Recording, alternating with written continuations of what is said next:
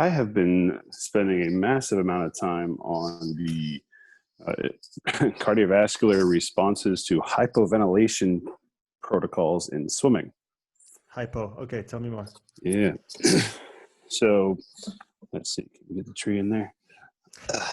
Nice. So hypoventilation relative to hyperventilation. Mm-hmm. You know the differences there. Mm-hmm. So it looked at mostly, it was a literature review for school. Mm-hmm. We just had to find some type of cardiovascular response to exercise and get a bunch of articles that, how's that? Perfect. Brilliant.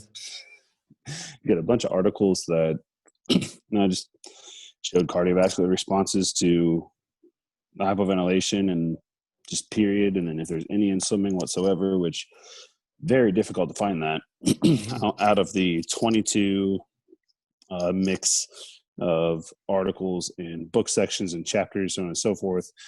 A short literature review, just for what it's worth. I only found one article that showed anything of like dramatic change. And it was on cardiac output and stroke volume. And that was only with a data pool of 7 well-trained men. So it was kind of a, okay, does this even count type of deal? So, but it's,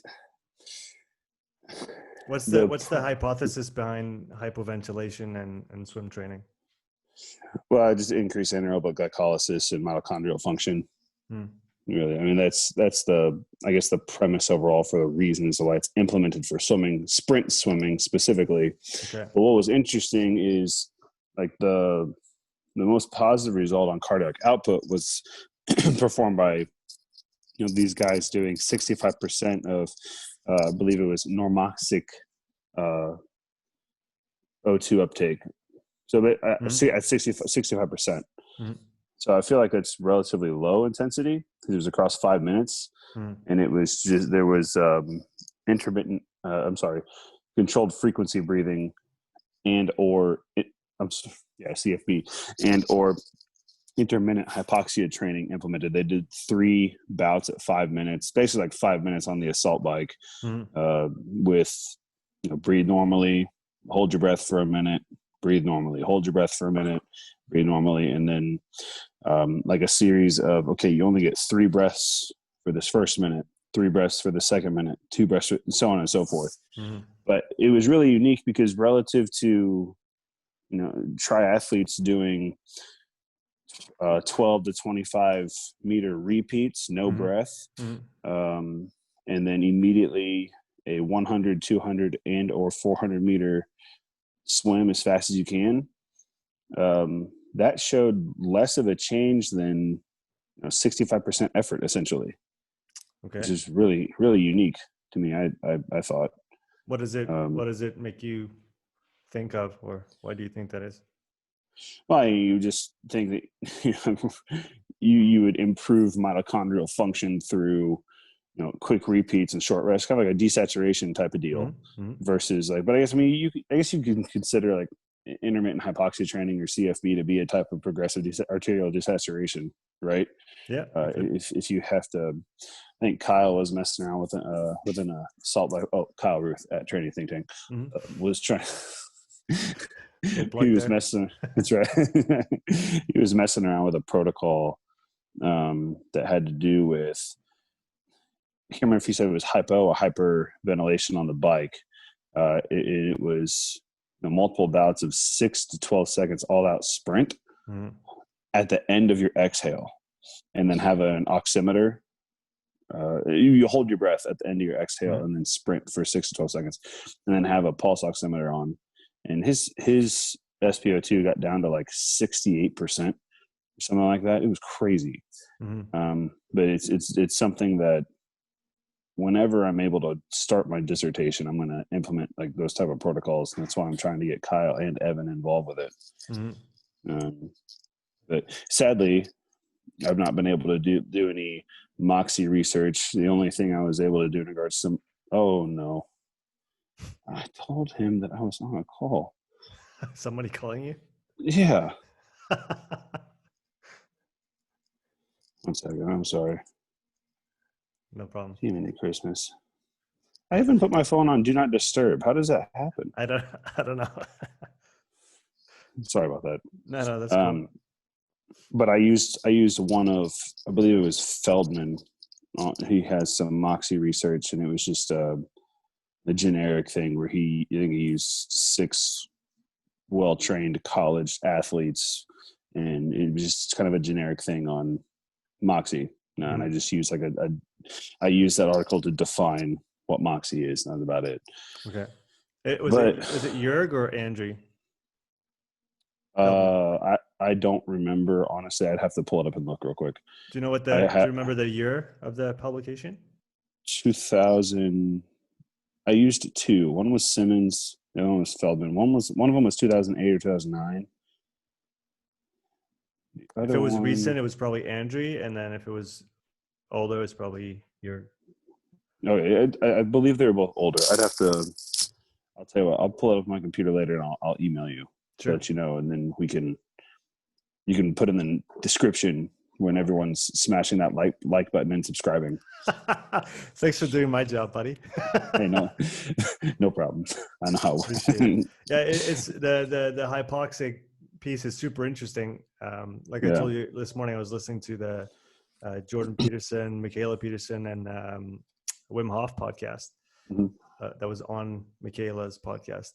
And so they did his protocol of essentially 30 deep breaths and then exhale, hold your breath. And it makes sense that you would be, getting yourself into a hypocapnic state. And then, which means when you hold your breath, then the CO2 accumulation starts from a lower point than it would initially. So you reach your CO2 threshold later. And I did that lying on the couch just to play around. I didn't have a pulse oximeter with me. I wanted to do it, but I forgot. So I'll do it later again. But I just did 30 breaths and then exhale and then hold. And I held 1:10 without even needing to breathe. I didn't even push myself. He said the first time you want to do 90 seconds, I did the 1:10, and then he says to repeat it 4 times. And it's interesting. What I find really interesting about the breathing right now is that interconnectedness between the performance side and then the health side, if you want to talk like that. I mean, for me, what he taught, it's the first time I hear him put it in these words, and I haven't listened to all of his stuff, but compared to what people say, from what I heard today, when he talks about whether it's cold therapy or his breathing method, whatever it's called, Wim Hof breathing method, I guess. It's essentially a stress on the body, and then your body's gonna, react by being better able to resist those stressors down the line, especially in everyday life. Like if you think about weight training in the gym, you lift stuff that's usually much heavier than you would lift in everyday life, which renders everyday life much easier. So if you put yourself into those hypercapnic and hypoxic environments and really cold environments, then that's also a stress, a stimulus on your body to be able to better withstand those different stressors, whether it's from a gas standpoint, I guess, and on the respiration side, and then from a temperature standpoint, and with the skin being connected to all the different endocrine, hormonal, the brain, pain receptors, all those things. To me, it makes sense from that standpoint. But then, like you said, there's also huge potential benefits to be gained on the performance side. Again, you have to think about what you're doing and why you're doing it. And what it actually does. There's you know what, if you don't mind, I have it here, so I'm just going to quickly pull it up. Go for it. It's in the paper I was telling you about, the one I read that Jerome sent me, or I should probably call him Dr. Dempsey. Yeah. Such an intimidating name. Yeah, it is. Dr. Dempsey. He's got I don't know what it means, but from all the publications I looked at, he's got the highest rating on PubMed. He's got a 47, whatever that is. Wow. So somewhere in the paper, let me just find the spot. He says, here it is. In view of these, so he talks about the negative consequences of endurance performance at high altitude.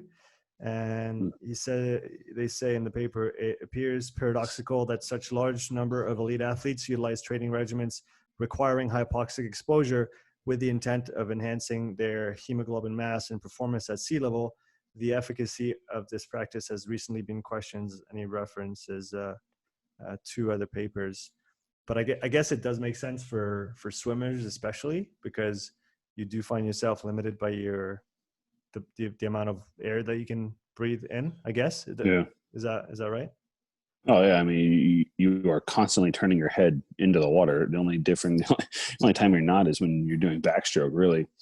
I mean, every single stroke within every single stroke next to backstroke, your face is going to be in the water at some point. Have you been able to measure or seen studies on SpO2 in swimmers during a high intensity event? Yeah. How low does it get? About 88%, I think was the lowest. Yeah.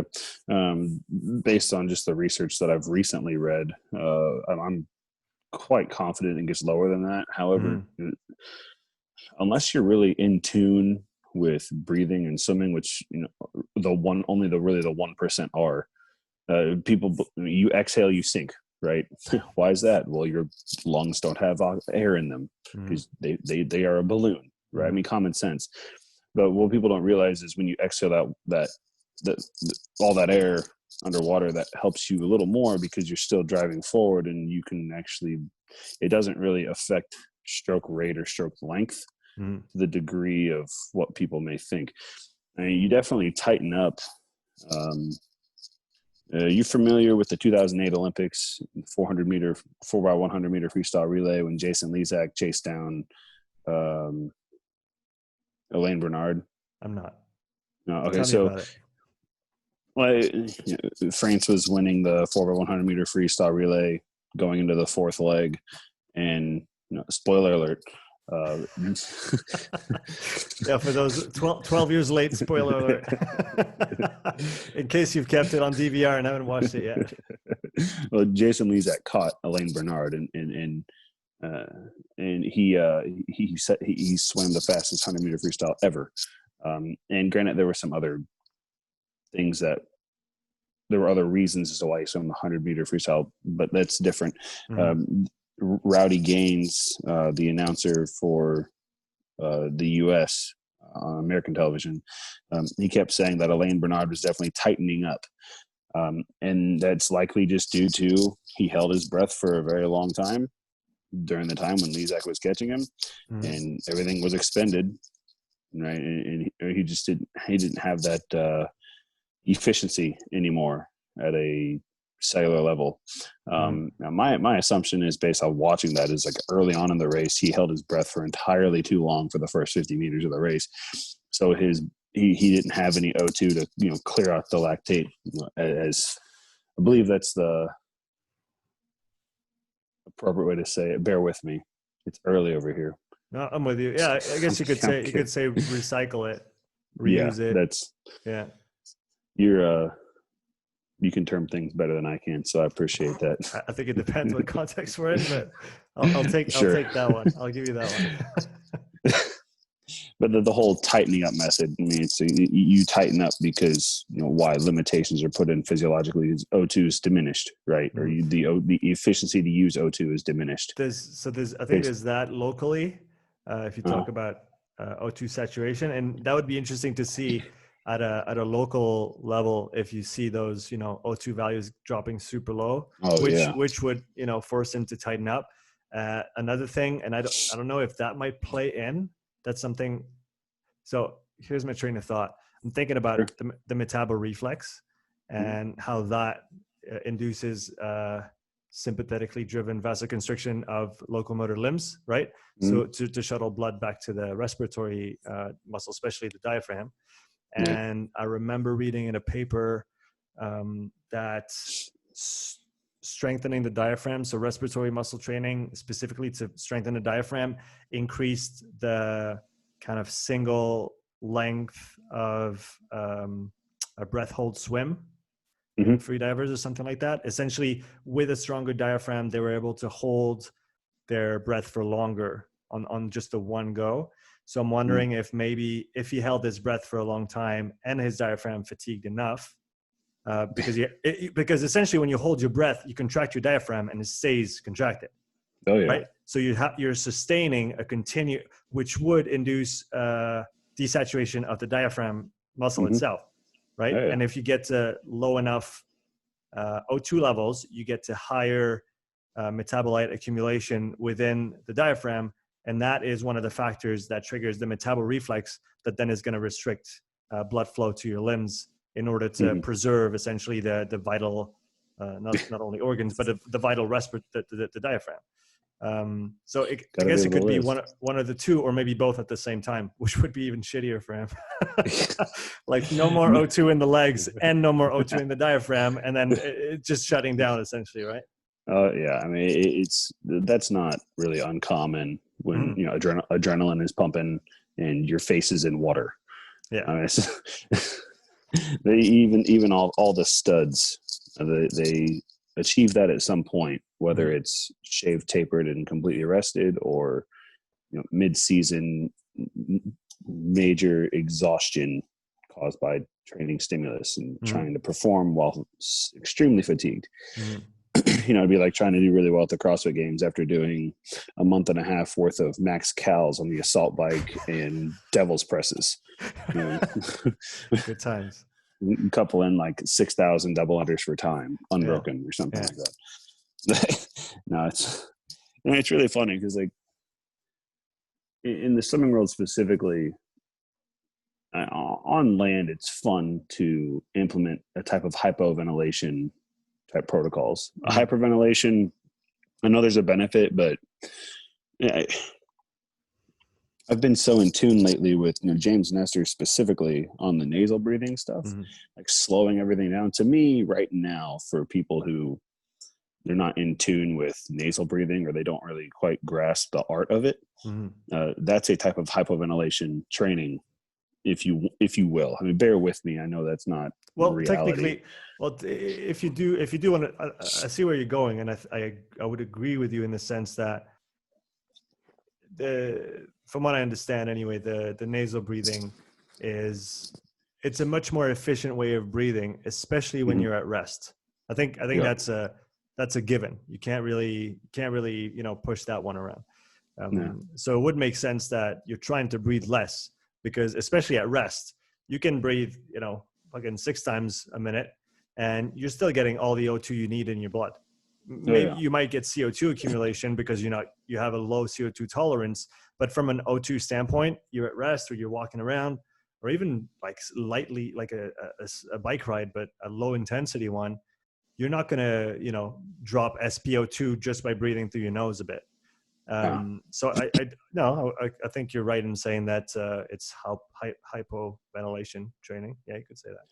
I mean, obviously that area is great, and if you do end up putting this out, I would love to see people argue that and bash the living shit out of me for saying it personally, just because me too, by the way. We're just trying to throw shit at the wall to see what sticks. So definitely, and I'll throw that in there, guys and gals. Throw your comments in the comment section below and tear us to shreds if we said anything wrong. Point by point, minute by minute. Please go ahead. Do. That's what we're here for.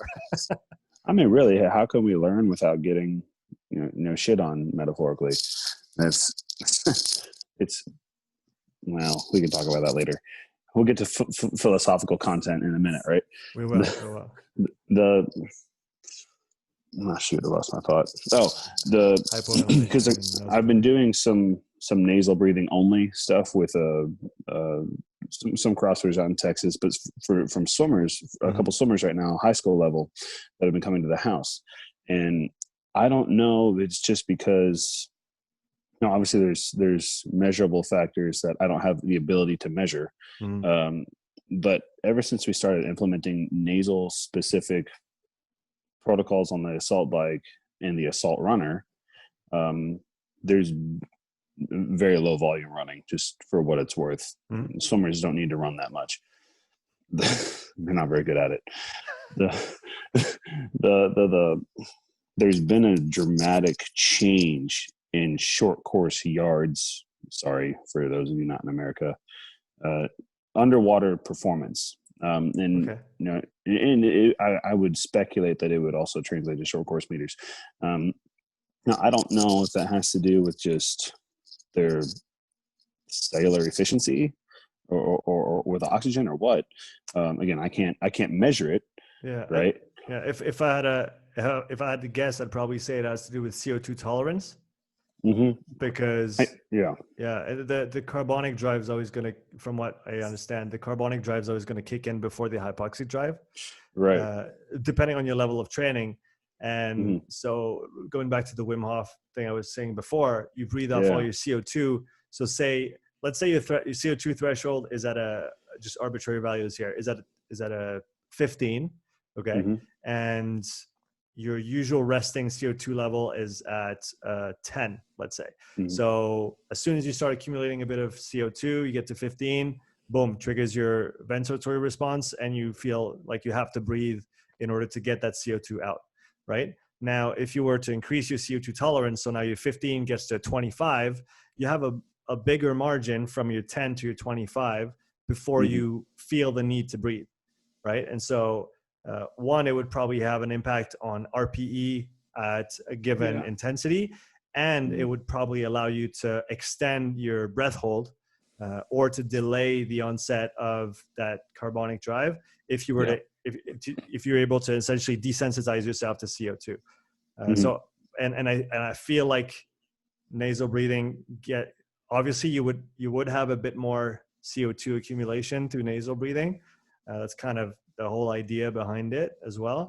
And so I feel like that probably increases the ceiling or the threshold, the CO2 threshold of your athletes, which means that then when they're exposed to it, they can last longer before it does anything to them.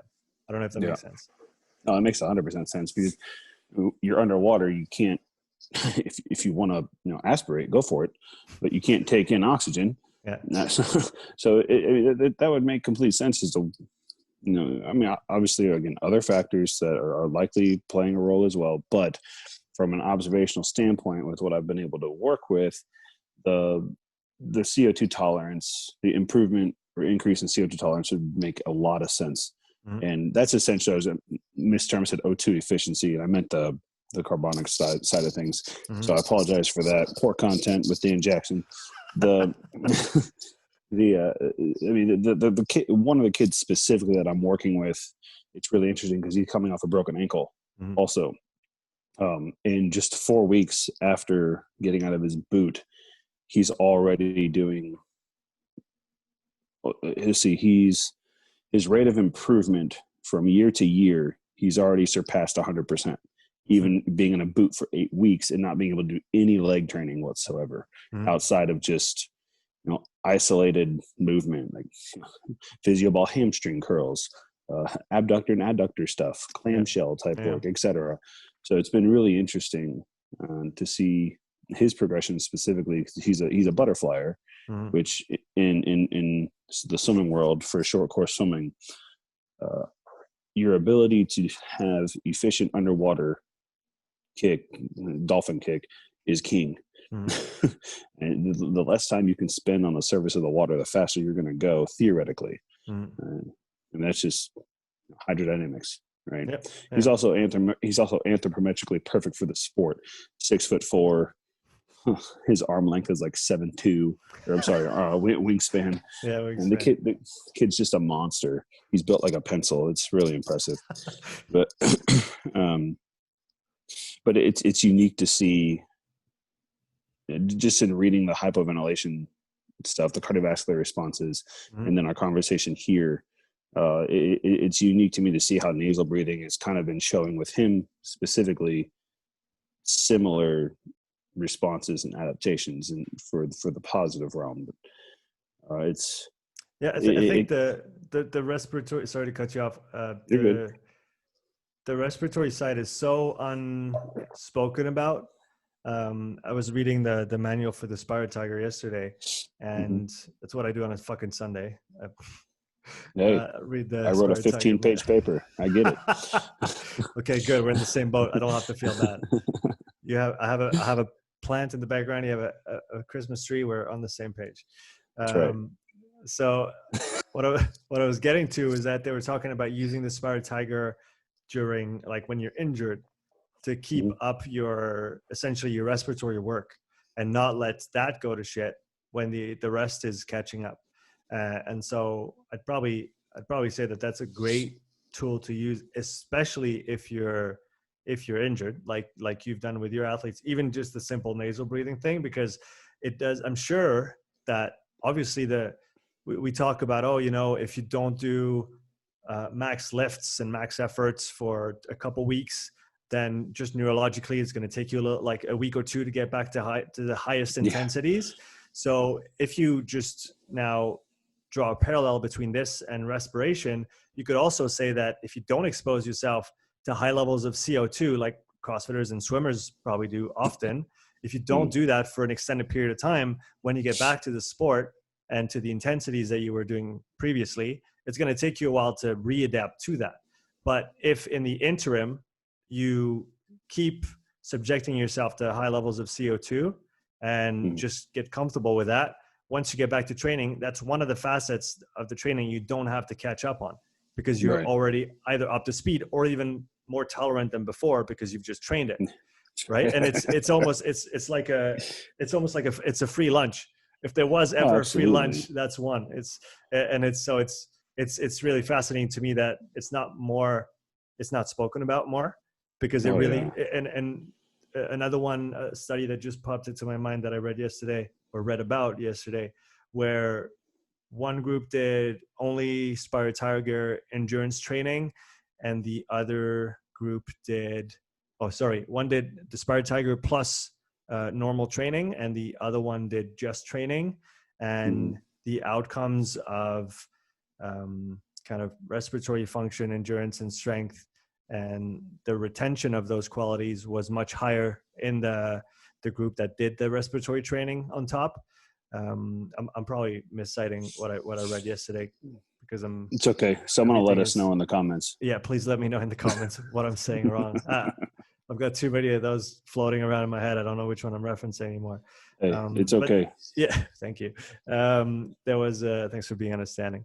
I think there's definitely something to be gained there, especially in endurance sports. And from Dempsey's paper, it was clear that it's usually anything above 80% VO2 max, and that has a sustained component to it.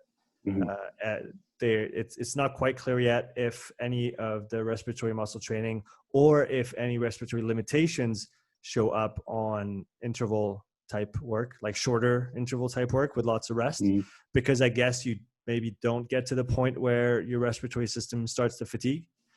I don't know if that's true or not. I'm not saying that I do think that respiratory training would still be important, even for, interval-based sports, simply from an efficiency standpoint. Because if you have a stronger diaphragm and a more enduring diaphragm, you're going to use less O2 in that muscle. And what they've been able to see from the research is that in untrained populations, between 10 and 15% of your total O2 consumption and blood flow goes to your diaphragm.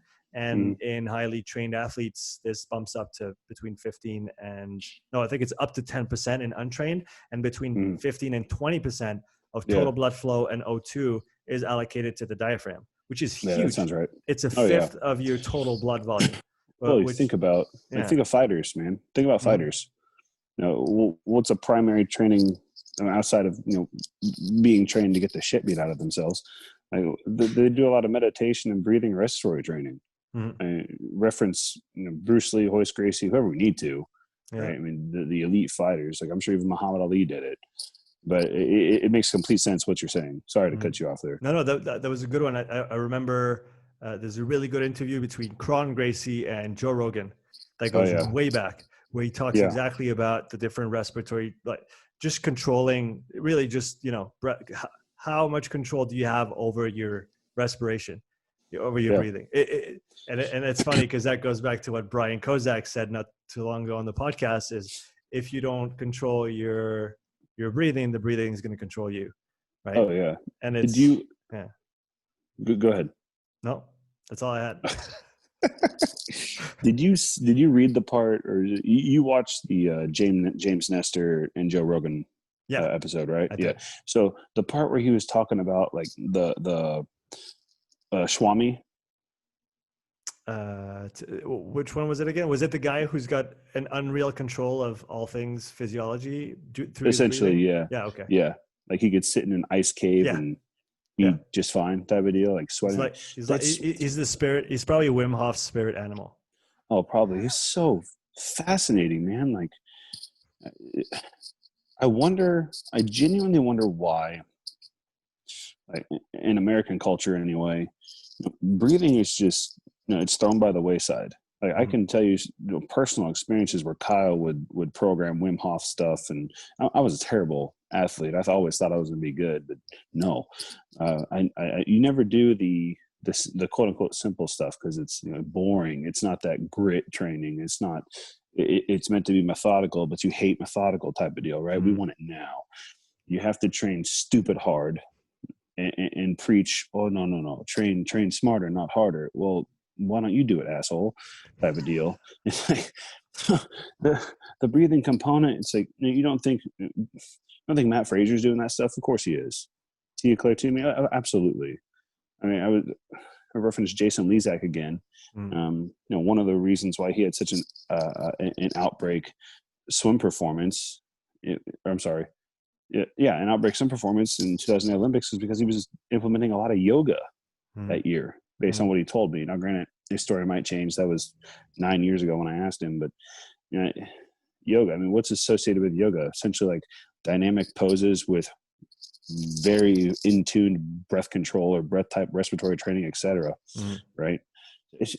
Why do we skip that as athletes, and why do coaches?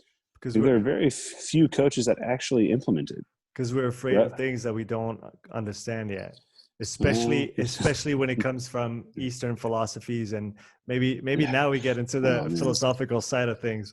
Hey, let's do it. I'm all for it. Perfect. Let's dive in. It's a perfect bridge. So let's go over it. I do think that there's a huge resistance to anything that is not science-based, quote unquote, because obviously science is just what's been measured up until now. It doesn't mean it's the only thing that's true. Far from it. Plus, you need to make sure that the measurement is actually accurate, and that's I digress. Anyway, I don't know. Keep going, man. This is an open conversation. Remember? Right. I forgot about that. I think there's a huge resistance from that standpoint. People have a hard time stopping, not thinking, not doing. Me included. I'm the worst. It's work that I have to do, that I know that is good for me. I've done it in the past. I've let it go for a long time, but I do know that when I just stop for just a little bit, maybe a little bit every day, even if it's 5 or 10 minutes, I know that I feel better. I know that I'm less jittery. I'm less stressed. I'm less all of those things. And that's just the tip of the iceberg of that stuff. It's really just, can you just, stop those uncontrollable thoughts that just shoot through your mind all day long. That's really, what I feel like. Even when I try to go to bed, I'm like, last night before I managed to fall asleep, finally, I probably had 10 things that I thought I should write down just come through my head. And I was like, fuck. And I feel like just being able to manage that a little bit better. It's almost like, I think maybe a utilitarian parallel of meditation or just self-reflection, let's call it that, is, I use Trello to mark down my to-do lists and all that stuff. Great tool, by the way, if you have a lot of things to manage. And I feel like maybe Trello is the digital tool, and then the self-reflection is something that can just order things a little bit, and especially make you not need to stress about things or get preoccupied about things that come through your head. I don't think, so I don't know if I have a great answer as to why we're so resistant to it in the West, quote unquote, but I do think it's a combination of things, namely it's not from it doesn't come from our culture, so to speak. If you think about Eastern cultures, right, or philosophies, whether it's Hinduism, Buddhism, and all the other great things that have come from this side of the world. So there's that. It's not in our culture, and it means not doing something. And since productivity is always put on a pedestal, and those that do more are better, and all those things, I think that's another resistance to it. It's like, yeah, but why would I waste 10 minutes of my day not doing anything? When I could read, I could listen to a podcast, I could write something, I could do a workout. Why just sit there? So I think there's a resistance there as well. And then I do think there's a fear element of, being afraid of what we don't know. And now I think Wim Hof he's kind of the spear, the tip of the spear that's kind of breaking through this wall. And he's working with those researchers to try and quantify what he's actually doing from a physiological standpoint, neurological standpoint. I haven't read all those papers. He talks about them, but I haven't read them. So I still have to dig to see what has come out of that research. But I feel like there's definitely something there. What's your take on it? Well, I honestly, I want to hit on a sentence you just said. The fear of what we don't know. That stuck out to me a lot, and in everything you just said. I mean, the Wim Hof stuff will be very unique. I'm quite sure. But I'm going to apologize, and that sentence really gets my gears going. Why do we have a fear of what we don't know when we know nothing? The more exposure we have to knowledge, science-based stuff, direct stuff, indirect stuff, etc. Like, do we actually know it? And if we do know it, why do we put a cap on it? Why is there a limitation to knowing something? Is knowing something the end all, or does that create an opportunity to ask more questions and develop more potentials? That also comes with a certain amount of work required to do those. Oh, of course. Like, when I think of, and I'll speak for myself only, but when I go and dive into a new topic, like right now is breathing, it's probably one of the scariest ones I've had to get into, because I can't see the bottom of it. It's so broad and deep that I just know I've probably spent between reading books, listening to videos, reading papers, writing notes, taking notes. I don't know, if I had to estimate, I'd say 40 plus hours in the last few weeks just on this. And I've barely scratched the surface. I still don't understand most of it. Oh, that's so cool, man. Yeah. There's got to be that part of, I just don't feel like getting into this. I think when Evan's been talking about Moxie forever, and the kind of the limited bridge performance model, I think I'm pretty sure I saw it in 2019, and I literally said to myself, I don't have time for that shit right now. Like I can't dive into this. You know what I mean? Like I knew that it was like, it was almost like subconsciously it was like, fuck. Okay. I need to get on that fucking train, because I know that's where the money is. But right now I just don't have the time and the energy, and I'm not ready to dive into that.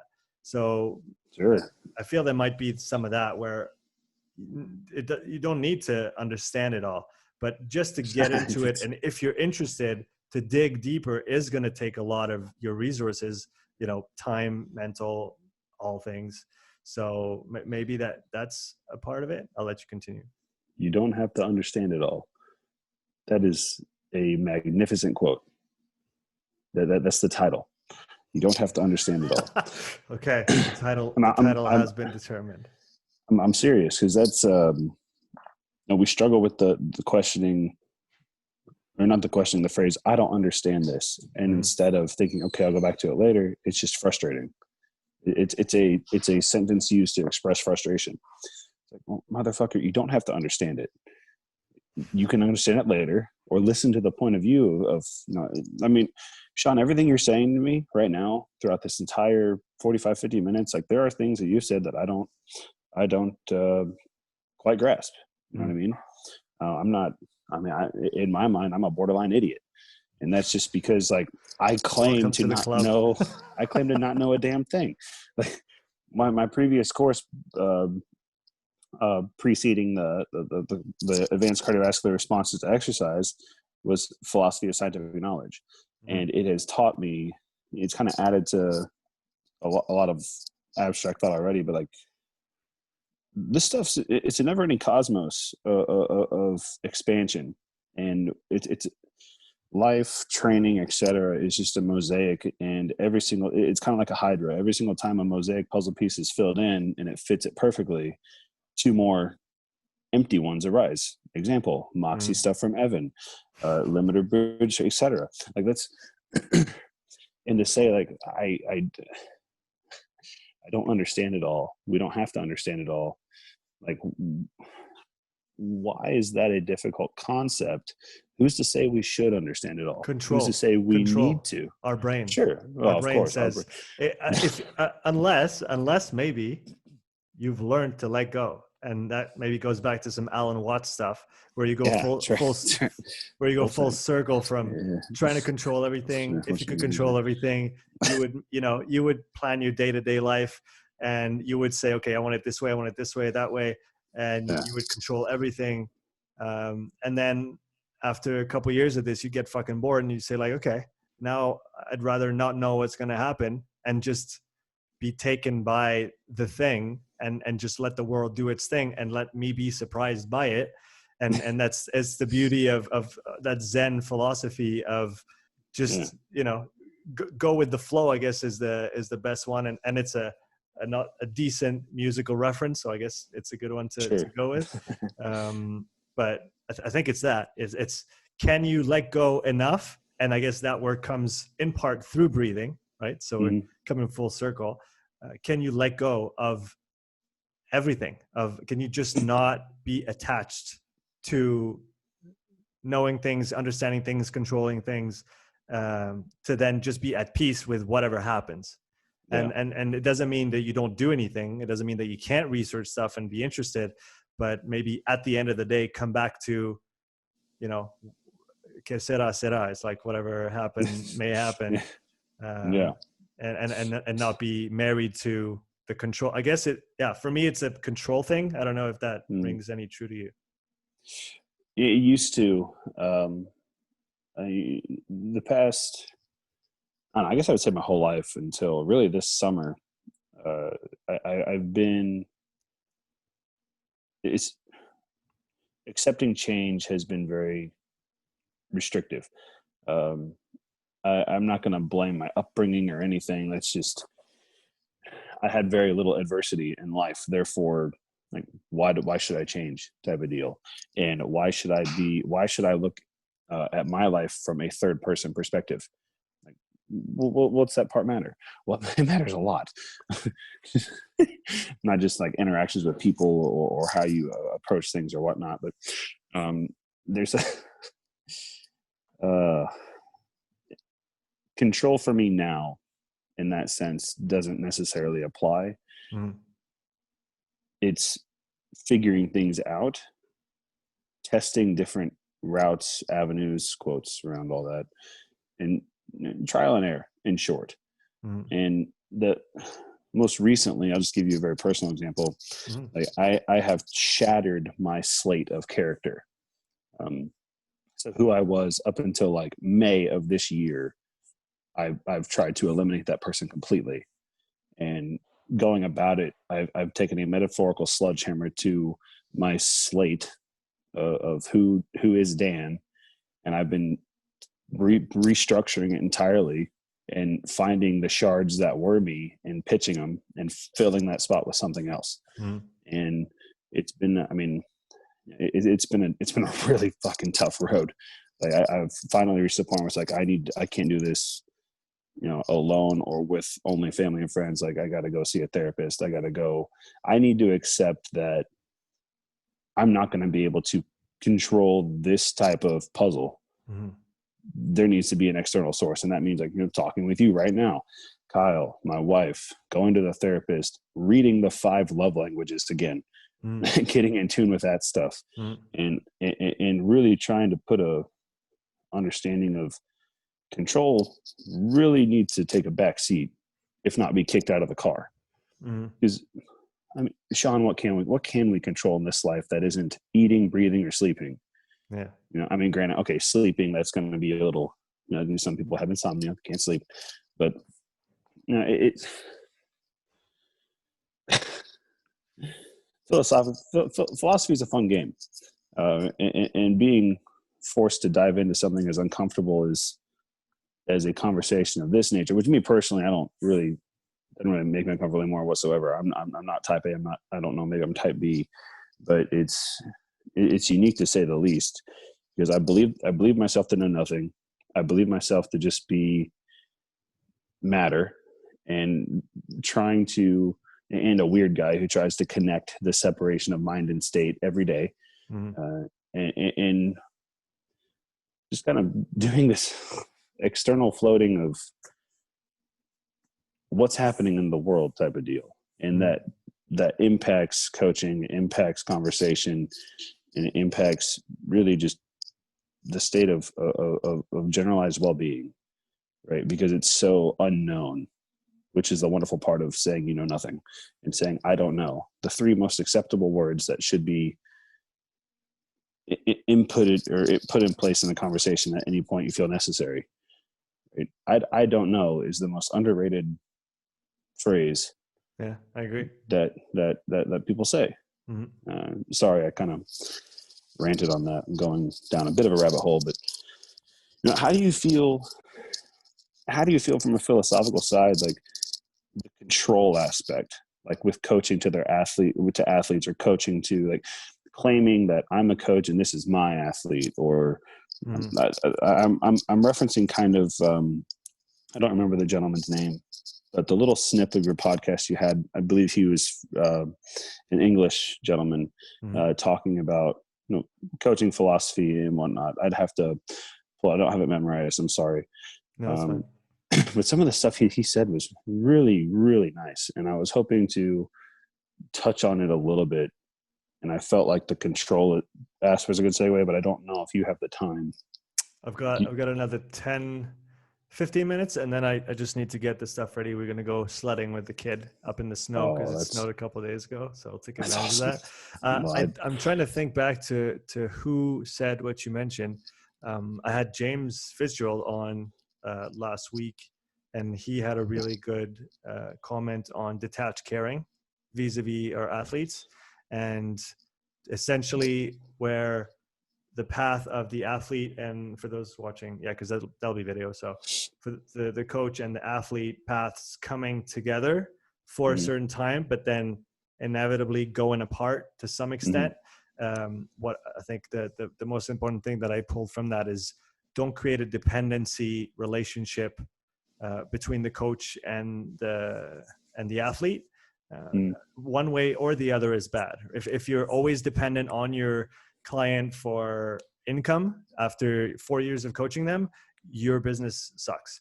And then if your athlete still needs you after 5, 6, 10 years of coaching, it obviously depends on what stage the athlete was at before he or her came to you, right. And then where you were able to take that athlete. But you should be able to drive or to impart a certain amount of autonomy to an athlete. And obviously, if we talk about high level sports, that's different because the requirements of a recreational athlete are very different than the ones of elite athletes and pro athletes. So obviously when you're a pro athlete, I'm not saying like go train on your own because you should know how to do it. Maybe that headspace should actually be preserved for yourself and your preparation, and outsource the planning to a coach, of course. But for Gen Pop and for recreational athletes, you should, as a coach, be able to give them enough so that they can be at least semi-autonomous in their training and know enough as to what to do and what not to do to avoid that relationship and that dependency. So I thought that was a really pertinent, statement from him. And but I'm trying to think back to other guests that I've had and who might have referenced the coaching philosophy that you're mentioning. Well, that was a kind of a paraphrase. It wasn't said verbatim. Okay. I'd have to go back and look, but even on that part, I feel that plays well with the whole control aspect of things. Yeah. When there is that dependency, there's a control one way or another, right? And that's very unique, because what you were just saying is, I tell people, I help training think tank whenever they need me to help some of their people with swimming. Like recently, Chris Bloor has been a wonderful older gentleman that I've been working with in the water. And I told him our first meeting is like, look, I don't want to really meet with you more than after 2 months, because if we still are meeting regularly, I've not done my job well. And we kept meeting after 2 months, but it wasn't because of his lack of progression. It was because he just enjoyed it and I enjoyed it, and we made a good friendship. But I agree with you that if you keep somebody long term based on the dependency aspect of not being able to progress, like that is a rough side of things. But then who's controlling who and why is it there type of deal? What type of... Go ahead. Going back to what you just mentioned with the gentleman you started working with, there can be a very healthy relationship, I think, long term, because like you said, they don't stay clients for very long. Like it's right on the border of friendship, or it goes full into friendship because maybe they were your friend before, or because you do develop that relationship. And obviously that goes into a whole other conversation of, should you be friends with your clients, blah, blah, blah. But I think beyond that, on a human level, you do create those relationships. And when you do help someone through struggles and hardship for months and years, you're bound to have that close connection. And I don't think, I wasn't trying to say that it's unhealthy if after 3 years you haven't kicked your client out because they should know. It's just not. No. The point.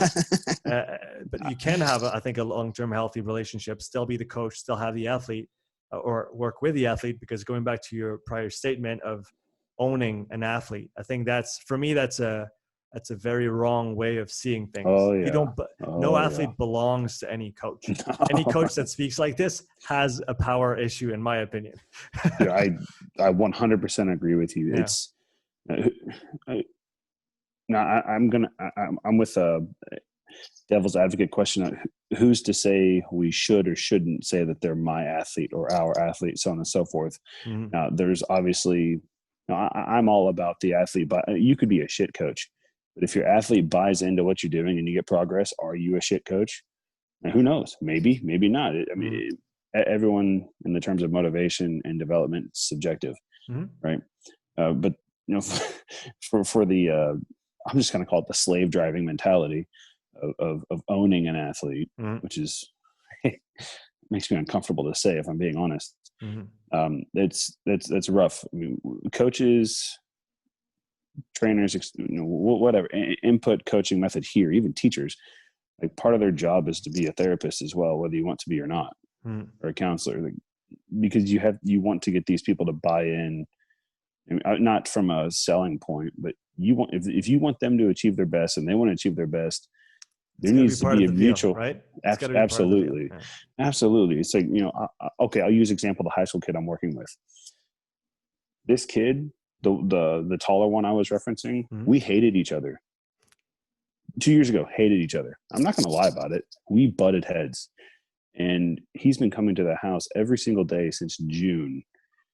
And he is now one of the most philosophical high school kids that I've ever worked with. And he is helping me be a better coach. And we collaborate training sessions based off earlier guidelines that were put in place. Kyle helped to create the content as well for the high school kids during quarantine. But he is now in tune enough to know what he needs during this time of year. Like, he has a major championship meet this weekend, and he knows what he needs to do just based off of, he listens to your podcast sometimes. He goes to the Joe Rogan stuff. He dives into a lot of stoicism type stuff. A lot of Marcus Aurelius specifically.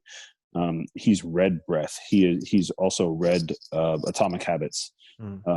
just because I started playing it one morning on the speaker in the garage. It's that to me is a successful. I'm not saying that I'm a successful coach, because I'm sure as fuck not. I will never believe myself to be a successful coach, but that to me is a successful. I'll just say part of coaching. What does right? I have to cut you off because we have 7 minutes left, and I have a really good. I'm sorry about it. No, I have a great question. I'm not cutting you off to stop it. I'm cutting you off to ask you what does being a successful coach mean to you? And that's such a loaded question. Yeah, you got 7 minutes. Go ahead. Yeah. Well, the issue with it is, subjectivity is something I do my best to avoid when answering a question like that. Mm-hmm. Example, question number 2 in my philosophy of scientific knowledge course was, what approach to knowledge, your paradigm, do you use to establish your worldviews and values? And when I read that question, I just thought, fuck you, man. I hate that level of subjectivity, because it's like, who's to say that my worldviews and values are right? And who gives a flying fuck if they are? Well, of course, absolutely. I don't disagree with you one bit. This is just interpersonal demons, right? Especially now. But defining success is, as a coach, is tough. Mm-hmm. I like to reference coaches like John Wooden and James Doc Councilman. John Wooden, UCLA's basketball coach in the 70s. James Doc Councilman, Indiana University swim coach from 1958 to 1990. Coach Mark Spitz, in case you know who that is. Mm-hmm. But they never had like specific definitions of success. It was more of a phrase sentence that was applicable to the team or the athlete, each individual athlete. But I'll go with what Doc said. Dang it. Sorry. I could have sworn I put my stuff on Do Not Disturb. Submerge your ego.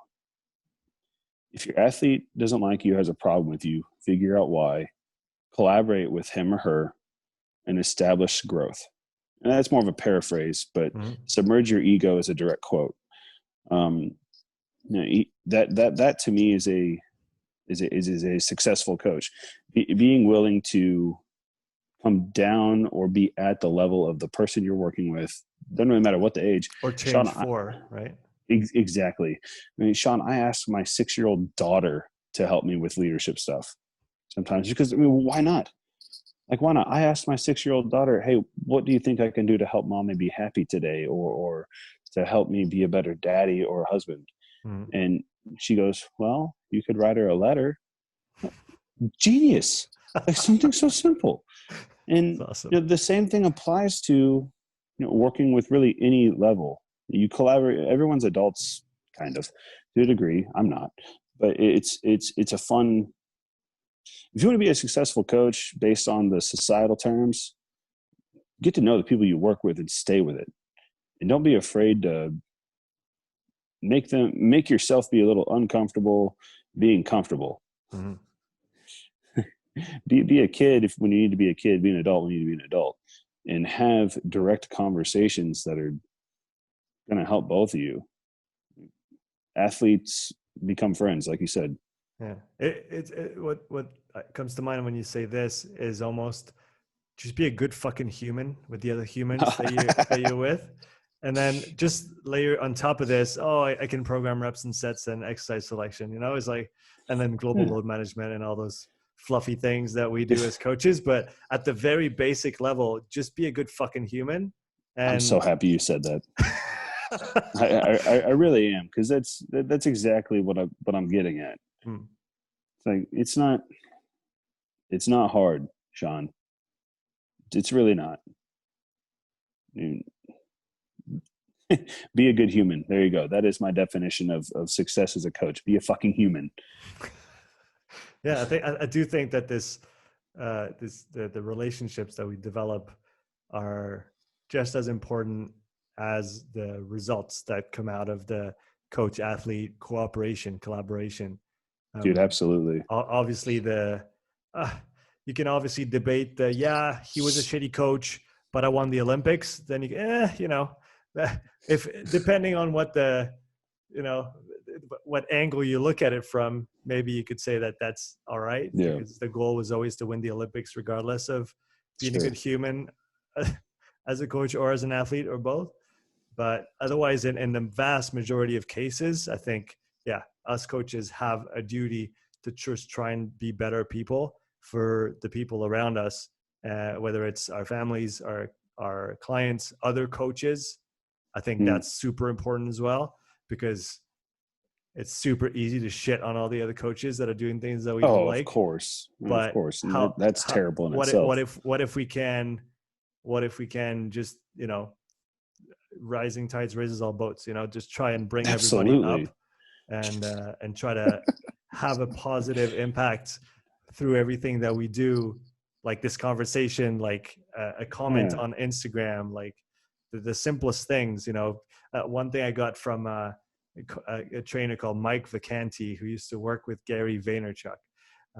He had a video come out one day. I love that video. He said, you're a trainer, you're a coach, you know what you're doing. You're in the gym. You see a kid like a little bit afraid, not sure of himself, trying to bang out some bicep curls, not quite sure what he's doing. Go to him, pat him on the back and say, you're doing a great job, man. Great form, good work, good job being in here. Like, just drive that kid in coming back and doing it again and learning and progressing. Like, again, just be a good person. It's so easy to take a little video of somebody doing something shitty in the gym. Maybe they're new, maybe they have no idea, maybe they've never read anything, they're just starting, it's their first day. Just be empathetic and sympathetic, and then just give them a pat on the back, and we'll probably end on that. I'll let you answer, obviously, but I think the positivity that we're able to drive through all the connections that we have and make through our job and everyday life, I think that's where we can make the difference. Absolutely. Dude, that's rising tide raises all boats. It's one thing I preach to these kids, that the second you start not wanting others to succeed, you will no longer succeed. Like, dude, we got to talk about this more. Well, let's call it episode 1 of the casual conversation between Dan and Sean, and we'll do a part 2 either at the end of December or maybe January. We'll do it once a month. That way we can get an update on respiratory training, and then go into the philosophy of coaching. What do you think? Are you game? If you're game with that, I'm very game with that. I just offered. Hey, all right, fair enough. Cool. I really appreciate it, Sean. Thank you. No, it was my pleasure. I'm glad that we're able to. It's really valuable for me to be able to communicate around the breathing stuff, because again, I feel like there's not a lot of conversation on that. So having one is fantastic. And then the coaching and the philosophy side is always a big interest of mine. So I think that makes let's do it. A good little monthly thing. Dude, let's do it, because this, too many people I feel are afraid to say or to even discuss philosophy, period. Mm-hmm. Just because it's not easy. No, it's really not, because philosophy is so odd, but it's to me, it's an absolute blast. Mm-hmm. I love it. No, I listen to, I read Carl Jung for fun. And then that's so cool. I don't know if it's cool or not. Some people might think it's lame as fuck, but I like it. No, whatever, man. Makes me happy. So exactly. Like, who's to say that what you're doing is weird? Who's to say that? Maybe you do you, man, and then let's just talk. Exactly. That should be one of the topics for next time. Is why doing what you love is important as a coach. Oh, perfect. Write it down. Count it. I will write it down, and after you need to call, go. You need to go sled. Yeah, man. I need to go sledding. I will email you, and we'll set a date for January. Awesome. Pleasure, Thank man. you, Sean. That was awesome. Have a wonderful day. Enjoy sledding. Really appreciate your time. Yeah, I'll talk to you soon, Dan. All right, buddy.